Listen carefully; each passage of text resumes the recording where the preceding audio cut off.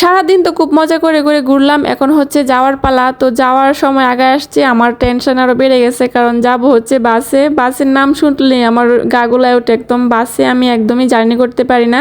তো এখন আমরা রাতের খাবার খেয়ে নিতেছি, কারণ বাস হচ্ছে 9:30টায়। তো আমরা এখন হোটেলে গিয়ে ব্যাগ টেক নিয়ে আসছি, আর আমরা যাইতেছি হচ্ছে ভ্যান দিয়া।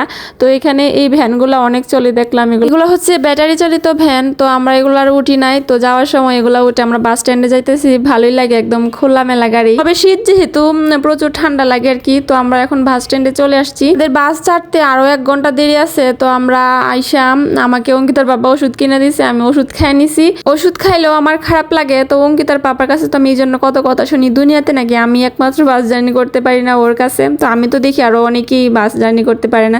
তো আপনারা কে কে এরকম অবশ্যই কমেন্ট করে জানাবেন। তো আমি বাসে উঠে পড়ছি। তো বাস ছাড়া আর যাওয়ার কোনো উপায়ও নাই, না হলে কিন্তু অঙ্কিতার বাবা ঠিকই অন্য উপায় নিয়ে যেত। তবে যেই টেনশন করছিলাম, টেনশনে তেমন কিছু হয় নাই, কারণ বেশি একটা খারাপ লাগে নাই। মানে ওষুধ খাইছিলাম তো এই জন্য মনে হয় ঘুমাইছিলাম বেশিক্ষণ সময়।